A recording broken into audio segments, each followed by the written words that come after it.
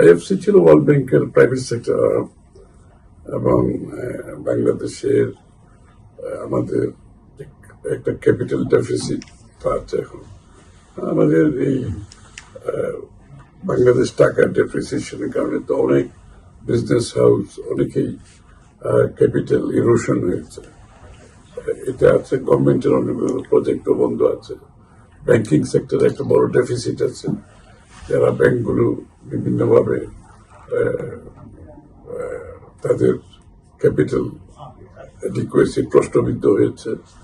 তো এইগুলোর সার্বিক সমাধানে আমরা আইএফসি খুব ইন্টারেস্ট দিয়েছে এবং ব্যাংকগুলোকে লিকুইডিটি দেওয়ার, তারা ভালো অ্যামাউন্টের একটা লিকুইডিটি দেবে ব্যাংকগুলোকে, তারপরে ট্রেড সাপোর্ট দেবে গ্যারান্টি দিয়ে, এবং প্রাইভেট সেক্টরে যে তাদের যেসব কোম্পানিতে ক্যাপিটাল ডেফিসিট হয়েছে তাদেরকে কি সাপোর্ট দিতে পারে সেটা নিয়ে আলাপ হয়েছে।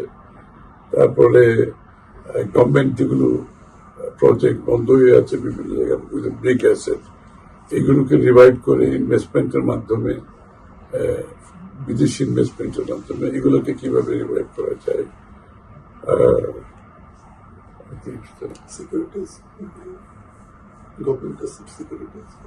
সিকিউরিটাইজেশন অফ দ্য গভর্নমেন্ট অ্যাসেট, গভর্নমেন্টের যে অ্যাসেট গুলো আছে অনেকগুলো অ্যাসেট, যেমন যমুনা ব্রিজ, সব বড় বড় ব্রিজ, এগুলো সিকিউরিটাইজেশন করলে যেটা হবে এই টাকাটা ফ্রি আপ হয়ে যাবে, তখন আমরা ফার্দার ইনভেস্টমেন্ট করতে পারবো। তো কন্টিনিউয়াসলি গভর্নমেন্টকে প্রত্যেক প্রজেক্টের জন্য টাকা যাতে দিতে না হয়, this is one way of doing it. So ওখানেও তারা কাজ করার জন্য রাজি হচ্ছে। আর প্রাইভেট সেক্টর সাপোর্ট তো বললাম, এটা আমি মনে করি স্বাভাবিকভাবে আইএফসি অনেকটা এগিয়ে আসছে সার্বিকভাবে। এই সাপোর্ট গুলো পেলে আমাদের financial sector, private sector, government sector এবং অর্থনীতিতে এটা একটা যে একটা চাপ সৃষ্টি হয়েছে আমাদের ব্যাংকগুলোর, প্রশ্নবিদ্ধ ব্যাংকগুলোর কারণে। তারপরে অনেকগুলো বিজনেস হাউসেস ক্যাপিটাল ডেপ্রিসিয়েশন হয়েছে আন্দোলনের কারণে, তারপর টাকার ডেপ্রিসিয়েশনের কারণে, এগুলোর সাপোর্ট সবকিছু মিলিয়ে আইএফসি সাপোর্টটা খুব বেশি গুরুত্বপূর্ণ আমরা মনে করি, এবং তারা খুবই আগ্রহী এইসব এরিয়াতে সাপোর্ট দেওয়ার কথা বলে গেছে। এগুলো নিয়ে আমরা ফার্দার কাজ করতেছি। আর জেপি মর্গেন তো হচ্ছে ক্যাপিটাল মার্কেট ইস্যুটা এখানে গুরুত্বপূর্ণ। বাংলাদেশের ক্যাপিটাল মার্কেটের অবস্থা খুবই খারাপ। এখানে আমাদের নতুন নতুন প্রোডাক্ট আনতে হবে, ইনক্লুডিং বন্ড সহ। জেপি মর্গেনের এখানে বাংলাদেশে অংশগ্রহণ করা হচ্ছে একটা সিগন্যাল, একটা গ্লোবাল সিগন্যাল। এটা জেপি মর্গেন যখন বাংলাদেশে ইনভলভ হয়, ফ্ল্যাগশিপ কোম্পানিগুলোকে একটা মেসেজ দিয়ে। তো আমরা আশা করছি জেপি মর্গেনের সাথে আমাদের আগামী দিনের কিছু প্যাকেজিং করা সম্ভব হবে। এটা আলাপ আলোচনার বিষয়, সিদ্ধান্তের বিষয়। এবং জেপি মর্গেনের আসার কারণে আরো অনেকে এখানে ইন্টারেস্ট নেবে। আর হচ্ছে আইওএম এর সাথে যেটা হয়েছে, ইন্টারন্যাশনাল অর্গানাইজেশন ফর মাইগ্রেশন, আমাদের লোকজন যে বাইরে গিয়ে কম দামে চাকরি করছে এদেরকে স্কিল করার জন্য, যারা বিদেশ আছে ওখানে স্কিল, যেমন দুবাই মিডল ইস্টে আছে, ওখানে যারা লো স্কিলে কাজ করছে তাদেরকে ওখানে স্কিল করা যায় কিনা। তারপর আমাদের লোকজন বাইরে যে এক্সপ্লয়টেশন আমাদের লোকগুলোকে করা হয়, যে মালয়েশিয়া যায়, মিডল ইস্টে যায়, অধিক হারে টাকা নিয়ে এই লোকগুলোর প্র্যাকটিক্যালি ওদের উপর একটা বড় একটা লাইবিলিটি চাপিয়ে দেওয়া হয়। এবং সেটা থেকে বের হওয়ার জন্য কতগুলো মেজার আমরা কি কি করতে পারি সরকারের পক্ষ থেকে, এবং অপর পক্ষ যেখানে হোস্ট কান্ট্রি যেখানে যায় সেখানে আমরা কি করতে পারি। মাইগ্রেশনের উপর আরো কি আলাপ করবো। অবৈধভাবে যাওয়ার প্রয়োজন নেই। আর ওদের কথা হচ্ছে আমাদের বৈধভাবেই যারা গেলেই তো প্রপারলি ওদেরকে প্লেসমেন্টের একটা ব্যাপার আছে। তাছাড়া নতুন অনেকগুলো মার্কেট ওপেন হচ্ছে আমাদের লোকজন পাঠানোর জন্য, ইউরোপ সহ, জাপান সহ, বিশাল। এইখানে আমাদের ম্যাক্সিমাম আমরা কিভাবে লোকজন পাঠাতে পারি, স্কিল লোকজন, এবং এটাকে স্কিল করার জন্য বাংলাদেশে ইনস্টিটিউশন যেগুলো আছে এগুলোকে সাপোর্ট দেওয়ার বিষয়ে আলাপ হয়েছে। আমি মনে করি আগামী দিনে আমাদের ম্যান পাওয়ার সাপ্লাইতে একটা বড় ধরনের সুফল পাওয়া যায়। এগুলোর মাধ্যমে। স্যার, আইএফসি যে সিকিউরিটাইজেশনের ওদের যে আগ্রহের কথা বলবেন স্যার আমাদের সরকারের, সেগুলো কি স্টক মার্কেটের মাধ্যমে, মানে কিভাবে প্রসেসটা কি হবে স্যার? সিকিউরিটাইজেশন হচ্ছে এক্সিস্টিং প্রজেক্টকে তারা ক্যাপিটালাইজ করে ওই টাকাটা ফ্রি করে দেবে, ওই টাকাটা আমরা ফার্দার ইনভেস্ট করতে পারি।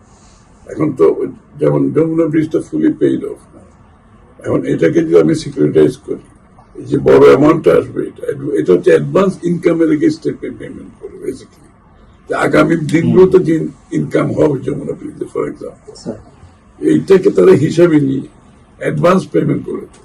এটাতে বিশাল একটা অ্যামাউন্ট ফ্রি হয়ে গেল গভর্নমেন্টের, আমরা অন্য ইনভেস্টমেন্ট করতে পারবো।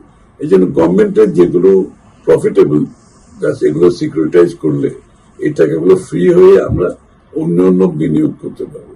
সব জায়গায় গভর্নমেন্টের তহবিল থেকে তো আমরা বিনিয়োগ করলে তো আমরা দেশটাকে যেখানে নিয়ে যাওয়ার চেষ্টা করছি সেটা সম্ভব হবে না।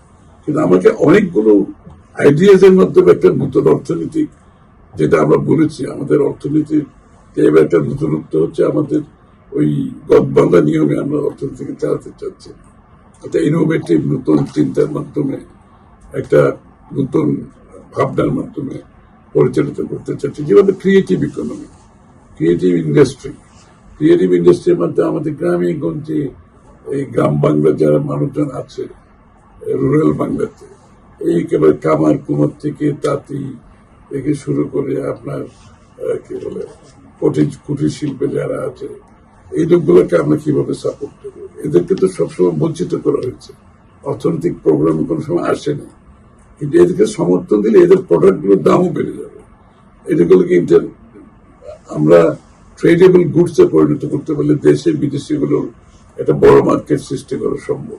এই সমর্থনটা গভর্নমেন্টের পক্ষ থেকে ক্রিয়েটিভ ইকোনমিতে আমরা করতে চাই, স্পোর্টস ইকোনমিতে আছে এখানে, তারপরে আমাদের থিয়েটার, যে কালচারাল এরিয়াতে, এটা একটা ইকোনমি, কিন্তু আমরা এগুলোকে কোনো সময় ওইভাবে মূল্যায়ন করি না। কিন্তু অন্যান্য দেশে এগুলো big economy, sports economy, cultural economy, তারপরে এই যে ক্রিয়েটিভ ইন্ডাস্ট্রির মধ্যে যারা কামার কুমার থেকে গ্রামে গঞ্জে যারা প্রডিউস করতেছে, এই প্রোডাক্টগুলো ভ্যালুয়েশন করলে, ট্রেডেবল করলে ওরা লাভবান হবে, ওরা আরো বেশি লোক এমপ্লয় করবে, বা তারপরে ওদের জীবনযাত্রার মানের পরিবর্তন হবে, এবং বাংলাদেশের এগুলো এক্সপোর্ট হলে ফরেন এক্সচেঞ্জ আসবে, লোকাল মার্কেট এইগুলোতে এই যে ট্রানজাকশন গুলো তো জিডিপি, আমরা যে জিডিপি বলি, কিন্তু সবসময় চিন্তা করি ম্যানুফ্যাকচারিং সার্ভিসে। কিন্তু এই যে জিডিপি, এই যে ট্রানজাকশন গুলো আমি যেগুলো বললাম সব জায়গায়, এটা তো জিডিপিতে অ্যাড করবে। জিডিপি যদি আমি শুধু বসে থাকি ম্যানুফ্যাকচারিং নিয়ে, সার্ভিস নিয়ে, তাহলে তো এই জিডিপির মধ্যে লাভবান হবে একটা শ্রেণী মাত্র। কিন্তু আমরা সকলকে নিয়ে যে জিডিপি গ্রোথটা করতে চাচ্ছি, সেটা একদম ভিন্ন ধর্মী একটা অর্থনৈতিক পরিকল্পনা।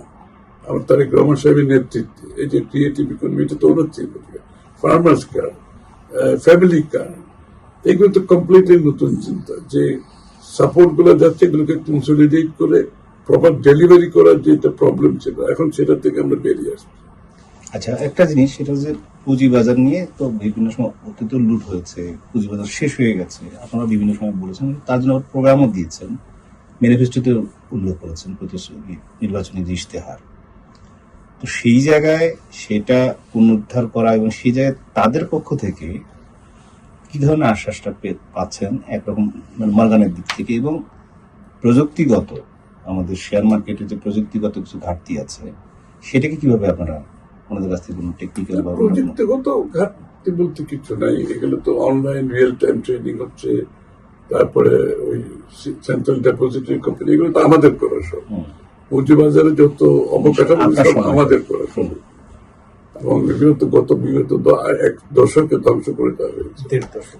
ইনফ্রাস্ট্রাকচারের সমস্যা নেই, সমস্যা হচ্ছে দুর্নীতি, এবং এটাকে পুঁজিবাজারকে নিয়ে যে ধরনের লুটপাট হয়েছে, এটা হচ্ছে সমস্যা। আপনি পুঁজিবাজারে স্বচ্ছতা আনতে হবে, ডেপোজিটার ইনভেস্টার্স ইন্টারেস্ট প্রোটেক্ট করতে হবে, যারা লিস্টেড হবে তাদের একটা কমফর্ট জোন থাকতে হবে, এখানে আমি লিস্টেড হলে আমার সেফলি আমার কোম্পানির শেয়ারটা প্রপারলি ট্রেড হবে।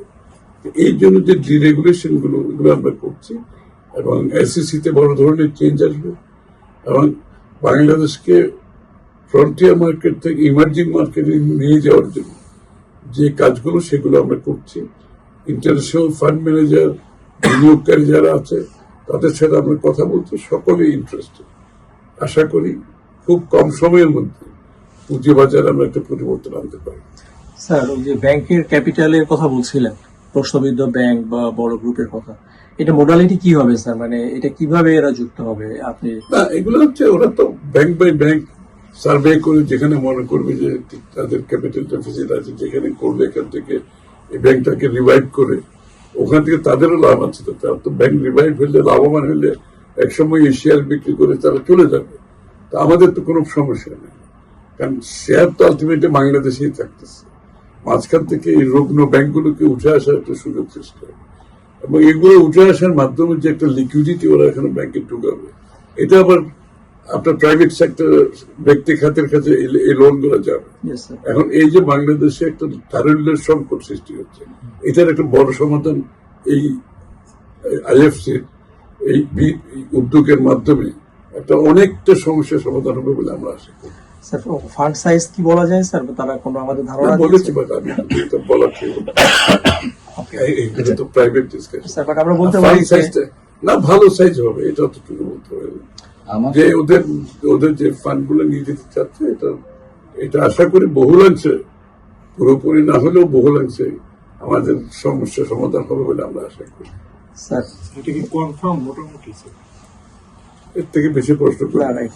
আচ্ছা, আমি অন্য একটা প্রশ্ন, যে আপনাদের তো ম্যানিফেস্টোতে ছিল যে দক্ষ শ্রমিক এবং সেকেন্ড বা থার্ড ল্যাঙ্গুয়েজ শেখানো। এই আমার প্রোগ্রাম শুরু হয়ে না, গেছে। শেষ। এই যে এটা এই তো তো এগুলো প্রতিদিন হচ্ছে। তো এই যারা বলছে এগুলো জব তো ক্রিয়েশন, কাজের জন্য কিছু লাগে না না। না, জব ক্রিয়েশনের জন্য এটা এই ধরনের কোনো পদ্ধতি আপনাদের সাথে আলাপ করবেন? এগুলোই তো job creation, creative economy, job creation. এই যে প্রাইভেট সেক্টরের কাছে টাকা যাবে, এর মধ্যে বড় বিনিয়োগ করবে, এটা জব ক্রিয়েশন। মানে প্রত্যেক কিছু তো জব ক্রিয়েশন। আমরা যা, কারণ বিএনপির মেইন উদ্দেশ্য হচ্ছে জব ক্রিয়েশন, কর্মসংস্থান। সব কিছু কর্মসংস্থানকে মাথায় রেখে সব প্রোগ্রাম গুলো কর্মসংস্থান ছাড়া কোনো প্রোগ্রাম আমরা নিতে যাব না। আমরা যেই বিনিয়োগ গুলো হবে, এখানে রিটার্ন অফ ইনভেস্টমেন্ট থাকতে হবে, ভ্যালিউ ফর মানি থাকতে হবে, জব ক্রিয়েশন থাকতে হবে, এনভায়রনমেন্টাল কনসিডারেশন থাকতে হবে। এই চারটা হচ্ছে প্রিন্সিপাল।